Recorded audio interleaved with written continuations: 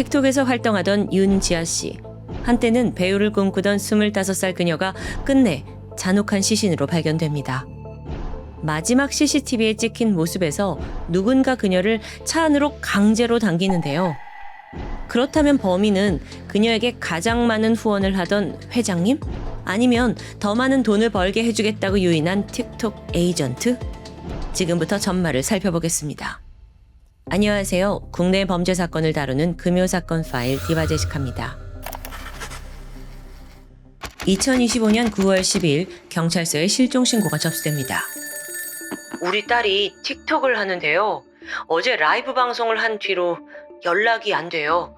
집에도 가봤는데 없고 영 이상해요. 신고자는 25살 실명 윤지아 씨의 아버지였죠. 먼저 지아 씨는 어릴 때부터 예쁜 외모로 인정받았습니다. 대형 기획사인 YG에서 연습생으로 뽑혔을 정도예요.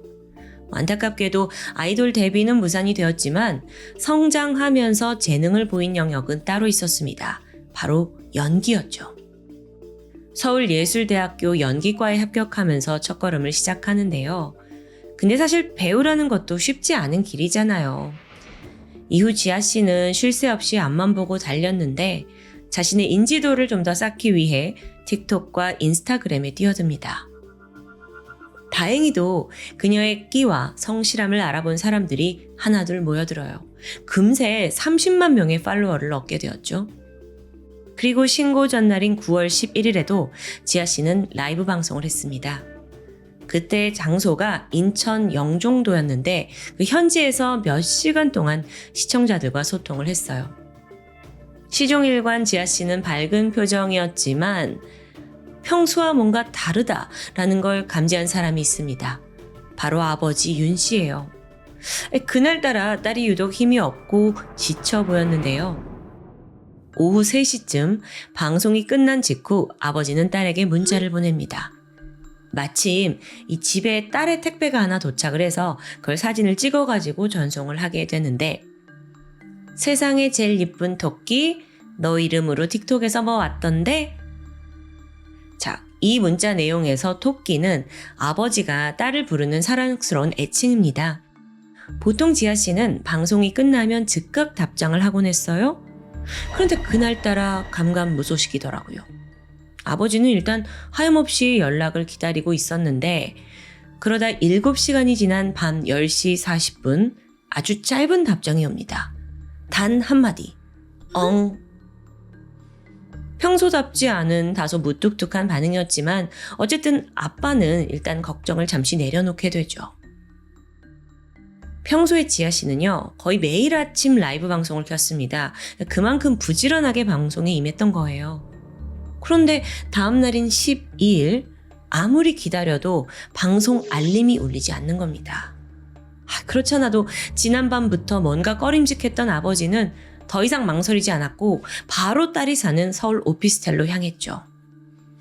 문을 두드리고 또 계속 전화를 해봐도 반응이 없어요. 그래서 혹시나 해서 아버지가 그 마지막 방송을 했던 인천 영종도까지 찾아가시거든요. 지아 씨는 그 어디서도 보이지 않았습니다. 그래서 아버지는 결국 경찰에 실종 신고를 접수하게 된 거예요. 가족들이 이 섬을 수색하는 사이 경찰들은 지아 씨 오피스텔로 갑니다. 가장 먼저 CCTV를 확인했는데 한참을 들여다보던 중 수상한 장면이 포착됐죠. 실종되기 이틀 전인 9월 10일 저녁 7시 반입니다. 지아 씨를 찾아온 사람이 있었어요. 남성이었죠. 그런데 그를 마주하자마자 지아 씨가 뒷걸음을 치는 거예요. 그러니까 이게 분명 원치 않은 만남이었던 것 같죠? 다음으로 남성은 갑자기 무릎을 꿇더니 막 필사적으로 막 애원하는 듯 보여요. 근데 이것도 아주 잠깐이었고요. 곧 거칠게 지아 씨한테 달려들더니 핸드폰을 빼앗았고 이후 10분간 대화를 나눴죠? 아니, 무슨 상황일까요? 어쨌든 이 남자가 그날은 순순히 물러나는 듯 했습니다. 근데 아직 끝이 아니에요. 바로 다음 날인 9월 11일 오후 3시 지아 씨가 영종도에서 방송을 했죠. 그게 끝난 직후 남성은 그곳으로 찾아왔습니다. 당시 상황이 CCTV에 고스란히 찍혀 있는데 지아 씨가 이 남성의 차 조수석에 탔고 얼마 후에 차문이 살짝 열리는가 싶더니 다시 훅 닫혀요. 안에서 그녀를 강하게 끌어당긴 거죠. 이후 그대로 차는 출발했고요. 시간을 보니까 그 시점 이후 지아 씨는 모든 연락이 끊긴 채 실종되었습니다. 해당 남성은 유력한 용의자가 되었고 경찰이 즉각 신원을 조회했죠. 그렇게 드러난 인물은 54살의 남성 홍 씨였습니다.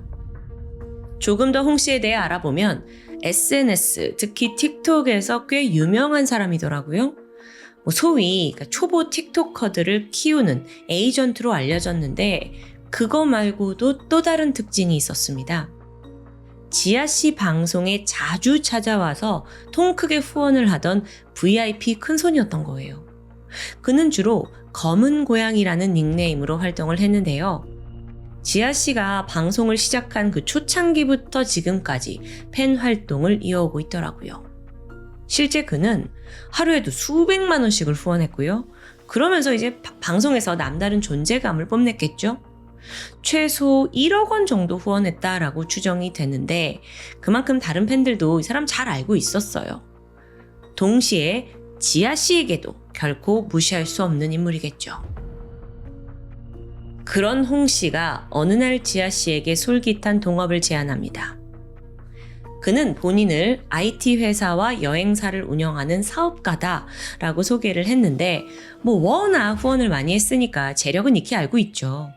그런데 홍 씨는 그거 말고도 내가 그 크리에이터 또는 틱토커의 성장을 돕는 유명 에이전트다라고 소개를 한 거예요. 그러면서 나는 이 업계를 잘 알고 있으니 지아 너가 나랑 같이 일하면 구독자를 대폭 올려줄게. 그리고 너의 수익도 높아질 거야. 대신 그 수익을 일정 부분 나와 나눠야 해. 라는 조건이었던 거예요. 당시 지아 씨도 소속사가 있었대요. 근데 홍 씨의 제안에 꽤 긍정적인 반응이었습니다. 업계에서 평판이 좀 있었나 봐요. 그리고 또 본인 업체에 소속된 다른 인플루언서, 틱토커들도 있었고요. 지아 씨 입장에서는 모르는 사람도 아니고 또 자기의 성장을 도와준다고 하니까 좋은 기회라고 여겼습니다. 그래서 2025년 5월 홍 씨와 드디어 손을 잡게 되는데요. 여기서 그녀가 전혀 몰랐던 사실 하나가 있죠.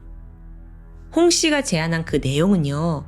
사실 최근 SNS에서 기승을 부리는 그루밍 범죄의 전형적인 패턴입니다. 그러니까 무슨 말이냐면 일단 가장 먼저 막대한 후원을 해서 VIP가 돼요. 자연스럽게 자기의 경제적 배경을 과시할 수 있겠죠? 그렇게 믿음을 형성합니다. 그러다 틱토커가 경계를 풀면 매니지먼트 계약을 체결해요. 자, 여기까지만 보면 그게 무슨 문제인가 싶은데 그때부터 이 틱토커들은 돈벌이 수단으로 전락하는 겁니다. 더 많은 후원을 이제 받아오게 하려고 모든 걸 간섭하고 통제가 시작되는 거죠. 물론 전부 더 많은 방송을 해야 하는 건 당연하고요. 근데 그러다 만약 계약을 파기하려고 하면 돌연 야, 너 지금껏 내가 후원한 금액이랑 내가 준 선물 다 내놔. 그리고 너 그거 다 받았잖아. 협박을 합니다. 내가 그걸 주지 않고 네가 나랑 계약을 파기하면 너 꽃뱀이라고 소문낼 거다. 투자한 비용 다 토해내라. 너는 결국 이 바닥에서 퇴출될 거다. 이렇게 사람을 쥐고 흔들면서 압박을 하는 거예요. 동시에 나 없인 넌 결국 망할 거다. 잘 될 수가 없다. 끊임없이 가스라이팅 하고요. 이런 수법에 초보들이 영락없이 당하는 건데요. 지아 씨도 마찬가지였어요. 계약을 한 후 홍 씨는 방송 사사건건 간섭했습니다. 특히나 외국인 접속량이 많은 새벽에 꼭 방송을 해야 한다 라면서 하루에 무려 6시간 넘게 진행을 강요합니다. 그 6시간 동안 쉬는 시간은 고작 30분 정도였다고 해요. 한 예로 아침 7시부터 저녁 8시까지 이건 지금 11시간 정도잖아요. 그 정도까지 한 적이 있어요. 그러면서 홍 씨는 방송 컨텐츠, 올라오는 댓글, 심지어 어떤 리액션을 해야 할지까지 모두 통제했고요. 그래서 지아 씨가 방송 내내 옆에 카톡을 켜두고 쉴 새 없이 그 내려오는 지시를 받아야 했던 겁니다. 근데 이건 그래 일이라서 어쩔 수 없다 쳐요. 하물며 이 홍 씨가 방송이 끝난 후에도 위치 추적 어플을 통해서 그녀를 계속 감시하는 거예요. 아니 이런 족쇄에 지아 씨는 지쳐가죠. 점점 상태가 나빠졌고요. 그래서 방송에서는 밝아 보였지만 종료 버튼을 누름과 동시에 초조하고 불안한 일상이 이어졌습니다. 그걸 지켜보던 아버지가 어느 날 너 그 동업 그만둬라 라고 조언합니다. 그런데 여기서 지아 씨의 반응이 의외였어요. 그 사람이 후원도 많이 해주고 또 고마운 사람이다 라고 반박을 한 거예요. 어쩌면요 제 생각에 너 지금 그만두면 다시는 재기할 수 없어 라고 홍 씨가 오랜 시간 세뇌한 건 아닌가 싶어요. 끝내 지아 씨는 새벽 방송을 계속 유지해야 했고 이게 가족한테 피해갈 걸 우려해서 본가를 나와 서울에서 자취를 시작합니다. 그렇게 지낸 지 불과 한 달 만에 그녀가 실종된 거고요. 다시 사건으로 돌아와서 경찰은 유력한 용의자 홍 씨의 행방을 추적합니다. 사건 추정 시간, 그는 일단 영종도에 갔어요. 그리고 나서 서울에 있는 자택에 들렀더라고요. 아니 근데 11일 밤 그가 집을 나설 때 수상한 모습이 하나 포착됩니다. 마침 대형 캐리어를 하나 챙긴 거예요. 그리고선 차를 몰고 충청도 서천, 전라도 군산, 전주를 거쳐 마지막 무주에 도착합니다. 13일 새벽에는 아예 인적이 드문 시골길로 들어가는 걸 마지막으로 아예 행적은 끊겨버렸죠. 경찰은 일단 무주로 향했는데요. 딱 가서 이제 어디부터 수색을 해야 되나 싶었는데 생각보다 의외의 장소에서 홍 씨를 쉽게 발견해요. 왜냐? 그의 차가 도랑에 빠져 있던 겁니다. 그러니까 옴짝달싹 못하고 있던 거죠. 경찰은 운전석에 있던 홍 씨한테 내려라 라고 요구합니다. 그는 잠시 시동을 끄는 듯 했지만 재빠르게 도주하더라고요. 다행히 경찰이 빠르게 추적한 끝에 홍 씨는 체포 결말을 맞이하게 됐죠. 자, 지금 무엇보다 중요한 건 지아 씨 어딨냐는 거예요. 그런데 이 사람이 실종 사건은 난 모른다. 나는 지아 걔를 방송일로 만난 건 맞지만 차에 태우고 근처 모텔에 내려준 게 다다 라고 주장합니다. 여기까지 진술하더니 갑자기 입을 꾹 다물고 그냥 묵비권을 행사하는 거예요. 답답하죠. 진실을 밝히기 위해 경찰은 더 결정적인 증거가 필요했습니다. 그래서 그 무주에 체포된 지점을 기점으로 해서 범위를 넓혔고 수색을 이어갔죠. 시신을 어디 숨겼는지 샅샅이 뒤진 결과 검거 하루 만인 9월 14일 인근 야산에서 지아 씨를 발견합니다. 깊게 파지 않은 구덩이 속에 시신이 대충 안매장되어 있더라고요. 그런데 발견 당시 모습은 끔찍했습니다. 폭행으로 인해 얼굴뼈 골절되었고요. 목에 뚜렷이 상처가 남아있어요. 네, 예상대로 사인은 목졸림에 의한 질식사였죠. 그러니까 홍 씨가 아무리 묵비권을 행사해봤자 범행이 확실히 지는 포인트입니다. 그러던 중에 미처 알지 못한 진실이 또 하나 밝혀져요. 알고 보니 홍 씨 이 사람은 업계의 큰손도 아니고 잘 나가는 여행사 사장 아닙니다. 그냥 집을 담보로 3억 원의 대출을 받았고 그 돈으로 틱톡 업체를 차린 거예요. 이후에는 시스템 잘 모르는 그냥 신입 틱토커 후원하면서 계획을 실현했고요. 어쩌면 이 신입들에게 빨리 인기 스타가 되고 싶은 절박함이 있겠죠. 그리고 그 절박함은 홍 씨에겐 좋은 먹잇감이었고요.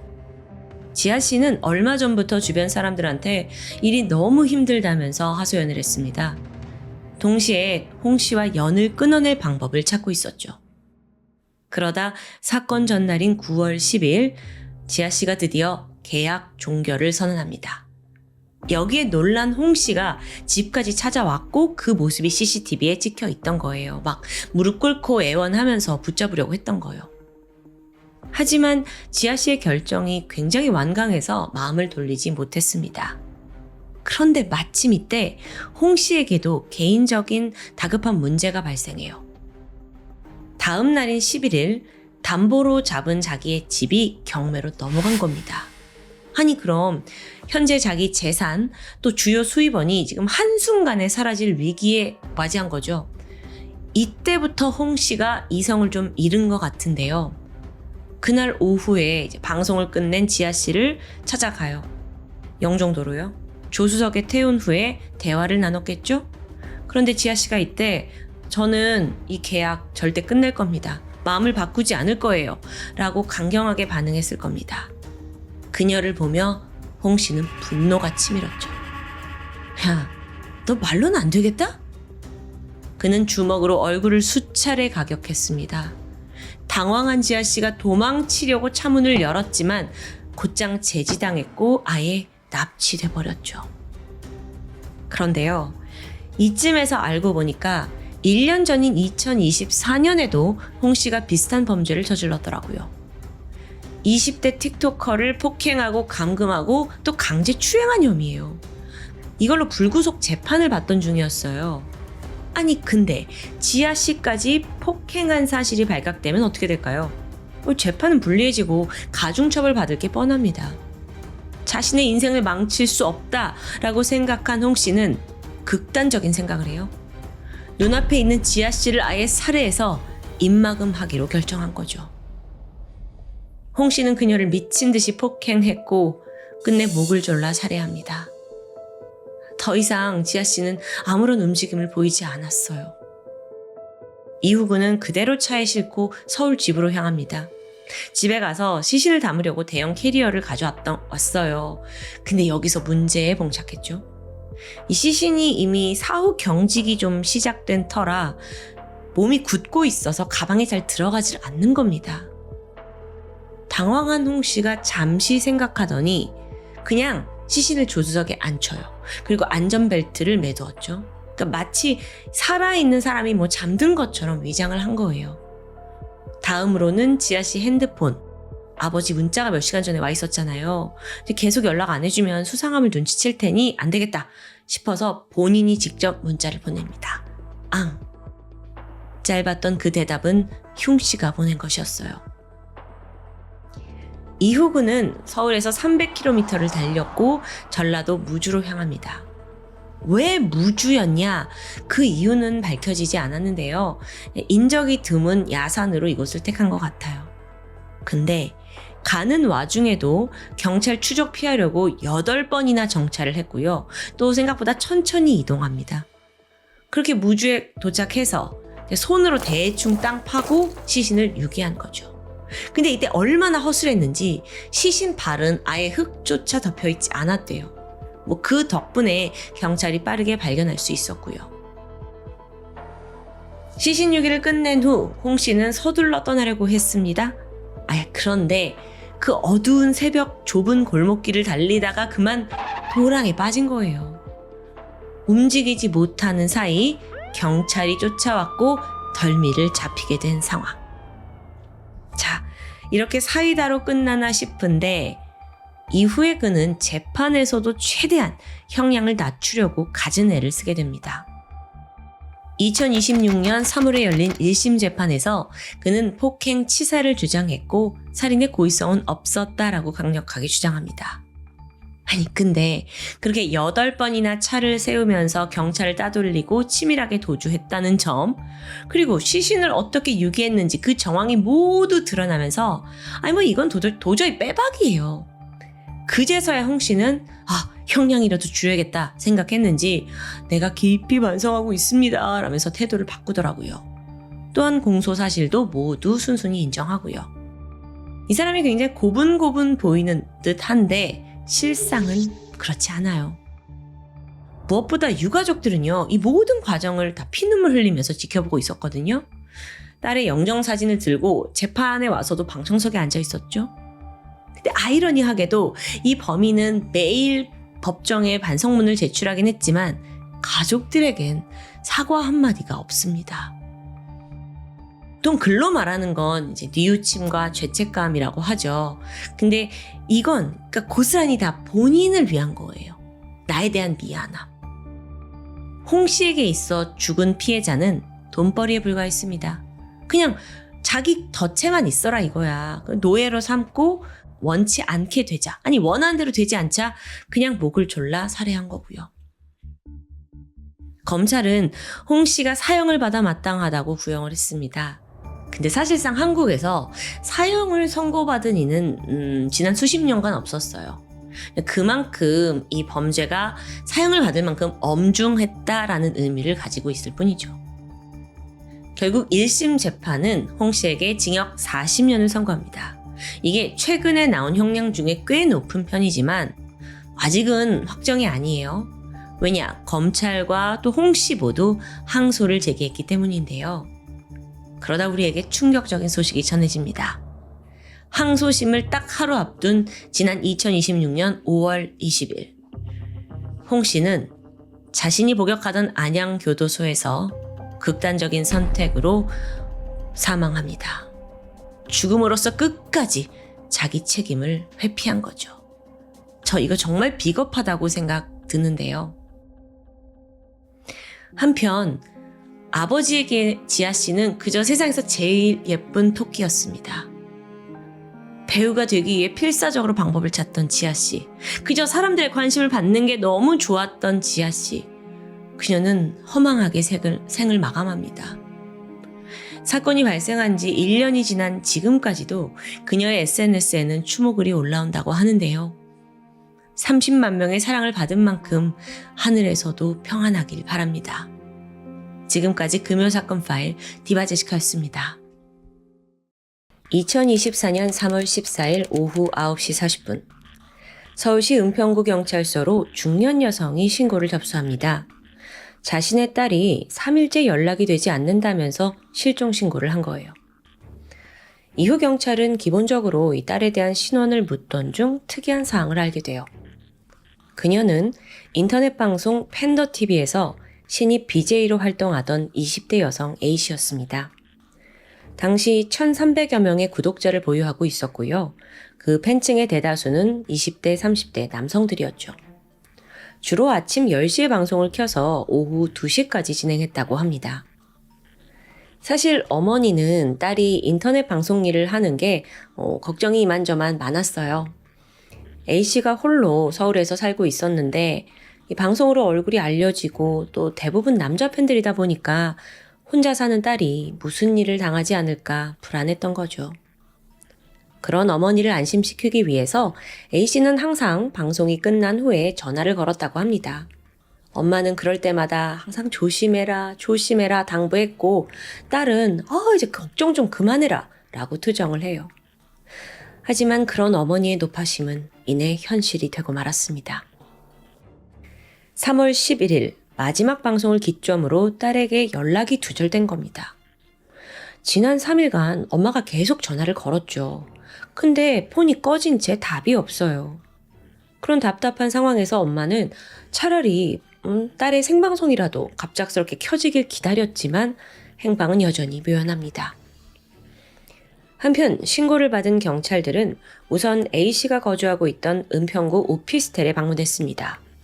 쾅쾅쾅! 계십니까? 수차례 경찰이 문을 두드렸는데 인기척이 전혀 들리지 않았죠. 이때 경찰이 그냥 돌아서지 않았고요.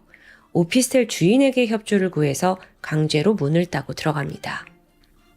그렇게 문을 열자마자 불길함이 엄습했어요. 비릿하면서 쾌쾌한, 불쾌한 냄새가 나는 겁니다. 베테랑 경찰들은 단번에 그게 뭔지 눈치채죠. 시체 썩는 냄새였습니다. 일단 집안은 강도가 든 것처럼 굉장히 어수선했어요. 이것저것 꺼낸 흔적도 있고요. 또 거실과 부엌, 안방 샅샅이 살펴보는데 A씨의 모습이 보이지 않는 겁니다. 남은 곳은 화장실 뿐이었죠. 문이 열렸고 그 안에 쓰러진 A씨가 발견됩니다. 이미 숨이 끊어져 있었는데요. 이 시신의 강직 상태로 봤을 때 사망한 지 며칠이 지난 것으로 보였습니다. 부검 결과 사인은 경부압박 질식사입니다. 목이 졸려서 사망한 거예요. 그런데 이 발견된 현장에서 극단적인 선택의 흔적은 아니었거든요. 또 결정적으로 피해자의 머리 뒤쪽에 골절이 나왔어요. 여러분, 보통 이 머리뼈 중에 특히 후두부는 단단한 골격으로 되어 있습니다. 그러니까 여기에 골절이 생기기 위해서는 단순히 부딪힌 정도가 아니라요. 아주 강한 외력이 있어야만 가능하죠. 그래서 이걸 토대로 경찰이 범인이 피해자의 뒤통수를 가격해서 기절시킨 후에 목을 졸라 살해한 것으로 추정합니다. 그 사망 시점은 피해자가 발견된 14일부터 가족과 마지막으로 연락이 된 그 11일, 그 3일 사이로 봤어요. 이후 경찰은 오피스텔 출입구, 복도, 인근 CCTV 다 확보해서 분석을 시작했죠.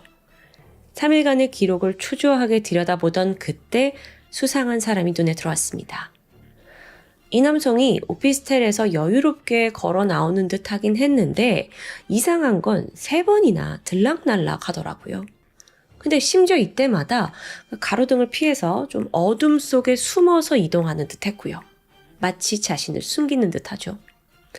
그래서 경찰이 이 남자의 동선을 따라서 오피스텔을 빠져나간 후의 CCTV도 계속 추적을 이어갑니다.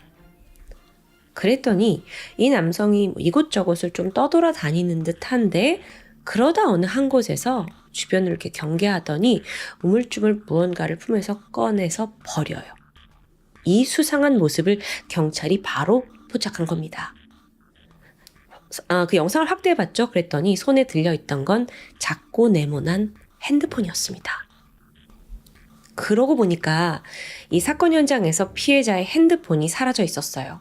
그러니까 범인인 누군가가 그걸 가져갔다고 볼 수 있는 거죠. 경찰은 즉각 이 피해자 핸드폰 수거해서 포렌식을 했고요. 어렵지 않게 유력 용의자가 특정됐습니다.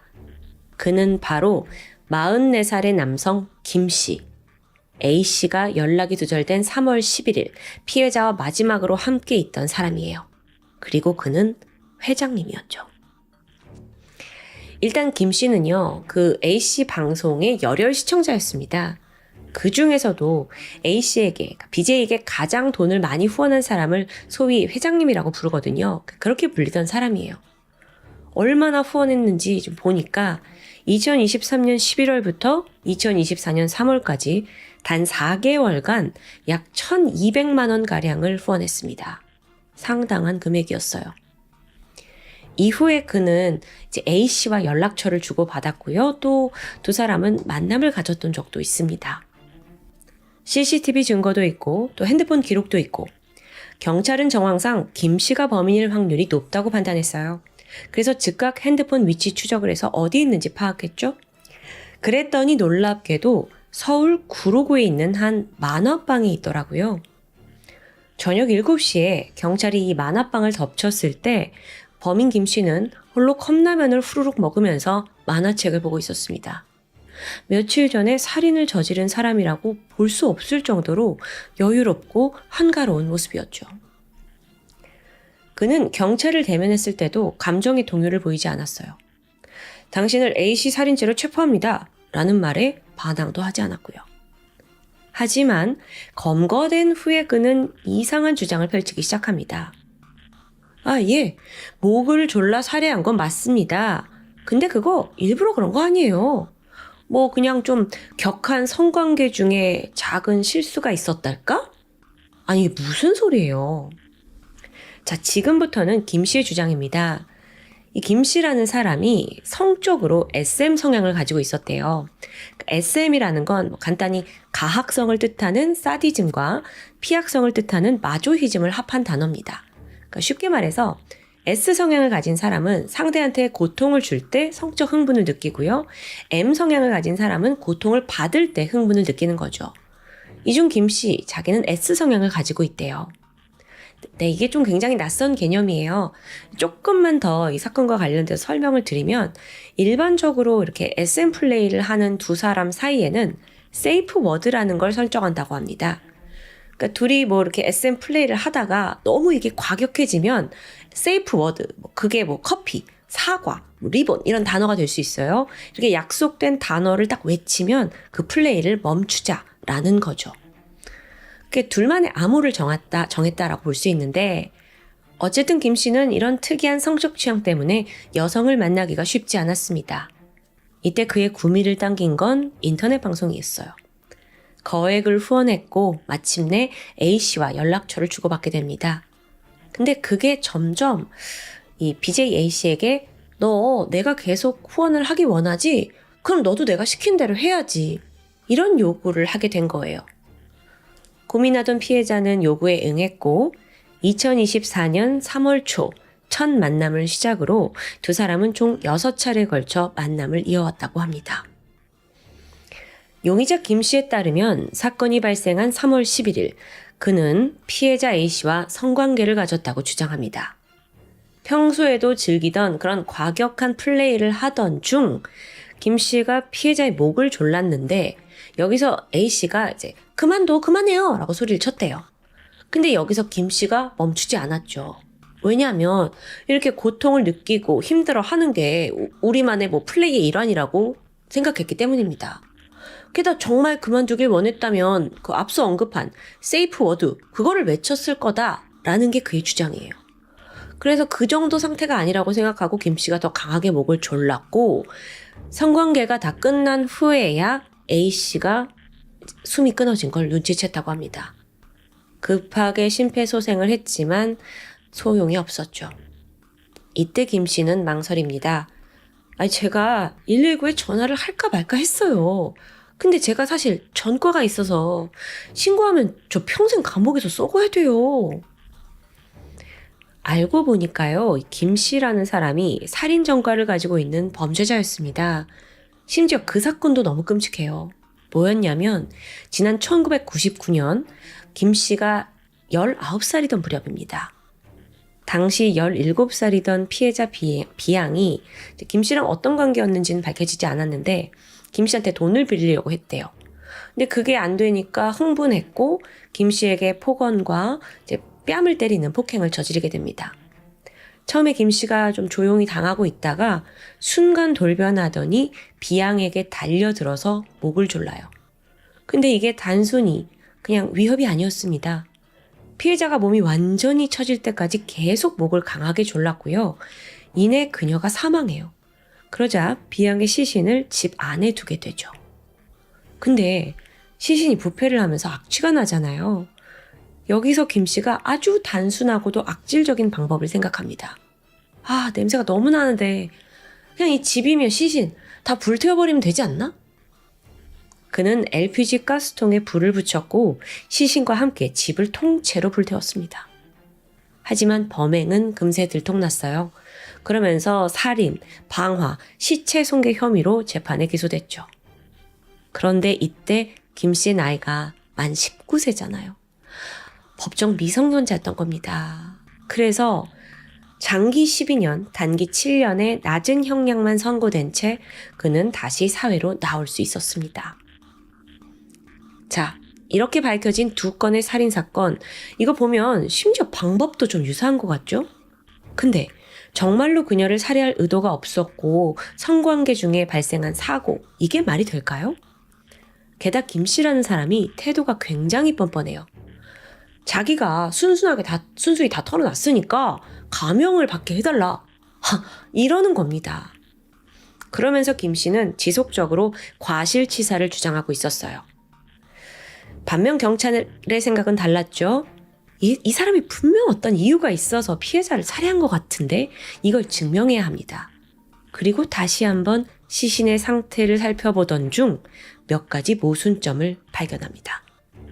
앞서 말했듯 피해자 A씨의 뒤통수에 골절이 있었죠. 그런데 김 씨는 뭐 머리가 어떻게 부딪혔다 뭐 이런 거에 대한 관련 내용을 한 번도 말한 적이 없어요. 게다가 더 중요한 게 있습니다. 뭐 A씨와 성관계를 하던 중 사고가 났다라고 했지만 정작 피해자 몸에서 김 씨 DNA가 발견되지 않았습니다. 그러니까 두 사람이 성관계를 했다는 게 성립하지 않는 거예요. 게다가 생각해보세요. 시신은 왜 화장실에서 발견된 거죠? 여기에 대해 경찰은 김 씨가 피해자의 몸에 뭔가 물을 뿌려가지고 뭐 어떤 증거를 인멸하려 한 게 아닌가라고 추정을 합니다. 그래서 이걸로 추궁을 했더니 그제서야 그 피해자 몸에 담뱃재가 묻어 있길래 제가 그냥 씻겨주려고 그런 것 뿐이에요. 이런 황당한 답변을 내놔요. 사실 여러분, 제가 굉장히 김 씨에 대한 많은 의문점을 제기한 것 뿐이지 살인을 했다는 명확한 증거는 없습니다. 그래서 모든 게 불리했어요. 그래서 이대로라면 그냥 과실치사로 낮은 형량만 받을 게 뻔해요. 그래서 경찰들은 김 씨가 피해자를 살해한 동기가 뭔지 그걸 좀 더 면밀히 추적을 했고요. 김 씨의 핸드폰, 태블릿 PC를 포렌식합니다. 그 결과 아주 중요한 증거가 발견됐어요. 사건 이틀 전입니다. 김 씨가 A 씨의 인터넷 금융계좌 아이디, 비밀번호, 카드 비밀번호를 몰래 촬영해뒀더라고요. 그러고 보니까 현장 조사했을 당시에 A 씨의 아이패드며 신용카드, 신분증, 보석함이 사라졌습니다. 즉, 이걸 다시 해석해 보면요. 김 씨는 진짜 목적이 있었던 거예요. 남녀 사이에 성관계 때문에 사고가 났다라고 포장했지만 그의 진짜 목적은 돈이었던 겁니다. 근데 여기서 좀 궁금증이 들죠. 아니, 인터넷 방송 회장님으로 군림했었다면서. 근데 왜 BJ의 돈이 탐났어? 알고 보니까 김 씨의 정체가 빈털터리 전과자였어요. 게다가 그는 아내가 있었습니다. 근데 이 아내와 위장 이혼을 해야 했을 정도로 아주 궁핍한 상황이었죠. 그러던 어느 날입니다. 어떻게 하면 돈을 좀 쉽게 벌지? 짱돌을 굴리다가 문득 인터넷 방송 BJ들이 눈에 들어와요. 와, 쟤네들 진짜 돈 많이 벌겠다. 후원 진짜 많이 받네? 그럼 현금도 두둑할 텐데? 이 BJ들을 털어야겠다고 생각한 겁니다. 그리고 구체적인 실행에 들어갔죠. 먼저 김 씨는요, 현금 1억 2천만 원 정도를 대출받아요. 그리고 이 돈을 가지고 BJ들에게 마구 뿌려대면서 적절한 대상을 물색합니다. 근데 해보니까 탄탄한 BJ의 경우는 자기보다 훨씬 더 많은 거액을 후원하는 시청자들이 이미 많이 거기 포진해 있잖아요. 그러다 보니 이 사람은 주로 신입 BJ들을 노린 겁니다. 실제로 다른 여성 BJ들한테도 꽤 후원을 했더라고요. 그냥 막 돈 있는 척 하면서 접근을 해요. 돈으로 접근을 한 거죠. 그러다가 만남에 응한 게 A씨였던 겁니다. 5번의 만남이 쭉 지속됐어요. 그리고 그 5번째 만남에 김 씨는 피해자 A씨가 방심한 사이 그녀 몰래 집에다가 태블릿 PC를 설치합니다. 이걸 통해서 정보를 알아내려고요. 그리고 6번째 만남이었던 3월 11일 그 사건 당일에 A씨 집에 다시 왔죠. 김 씨는 태블릿 PC를 확인해 봤더니 거기에 A씨의 모든 계좌 정보가 찍혀 있었습니다. 자, 이제 이걸로 통장이며 여기저기 돈 갈취하면 끝이에요. 즉 A씨와의 관계를 지속할 필요가 없어진 거죠. 순간 김 씨는 갑자기 돌변하더니 A씨한테 자기가 선물했던 것들, 후원한 돈 다 돌려달라라고 강하게 요구합니다. 그래서 A씨가 무슨 소리 하시는 거냐, 돌려줄 수 없다라고 소리를 쳤죠. 두 사람의 언쟁은 점차 격해졌고요. A씨가 이럴 거면 당장 나가세요 라고 문을 열기 위해서 등을 돌린 순간 김 씨는 그녀의 머리를 강하게 가격했습니다. 그리고 쓰러진 피해자의 몸에 올라 목을 졸랐고요. 그런데요, 이 사건에는 이 전말 외에도 놀랄만한 게 더 남아 있습니다. 그렇게 피해자를 살해한 후 범인 김 씨는 곧장 아내를 찾아갔어요. 아내가 그를 반겨줬나 봐요. 그러면서 경찰의 추적을 당할 수 있으니까 옷을 바꿔 입어라 조언을 하고 또 남편에게 도피 자금으로 290만 원을 건넵니다. 이 행적으로 봤을 때 김 씨의 아내 또한 애초부터 자기 남편이 BJ 꼬셔가지고 돈 갈취하려는 이 모든 계획을 알고 있었던 것으로 추정돼요. 참 끼리끼리 만났죠. 2024년 10월 지난달입니다. 김 씨의 재판이 시작됐는데 이때까지도 역시 그는 반성을 하거나 죄책감을 전혀 보이지 않았어요. 재판부는 김 씨의 살인은 과실치사 아니다. 이건 고의성이 있다라고 판단을 했고요. 징역 25년과 위치 추적 전자장치 15년을 선고합니다. 또한 그의 도피를 도운 아내도 징역 6개월에 집행유예 1년이 선고됐습니다. 오늘 사건이요. 저는 오히려 좀 편견에 사로잡혀 있었습니다. 범인이 젊은 여성을 어떻게든 꼬셔서 성적인 것으로 이용하려다가 살인한 줄 알았는데 이렇게 더 무서운 계획을 가진 사람일 줄은 정말 몰랐던 거예요. 시간이 가면서 범죄가 이렇게 정말 방향을 알 수 없게 진화하고 있는 건 아닌가라는 두려움도 들었습니다. 끝까지 이기적인 모습을 보인 범인 김 씨. 바로 지난달에 나온 1심 판결 결과를 말씀드린 거기 때문에 앞으로 그가 이제 항소심을 신청할 것으로 보입니다. 그는 계속 모든 게 실수였다, 과실치사다 주장하겠죠. 그런데 생각해보면 사실 이번이 두 번째잖아요. 만 19세 때 저지른 그 소년범 때의 살인. 어쩌면 그때 제대로 처벌받지 못해서 결국 이런 사단이 난 게 아닌가라는 아쉬움이 남았습니다. 앞으로도 이 사건은 최종 재판 결과를 여러분과 함께 지켜보고 싶습니다. 지금까지 금요사건 파일 디바제시카였습니다.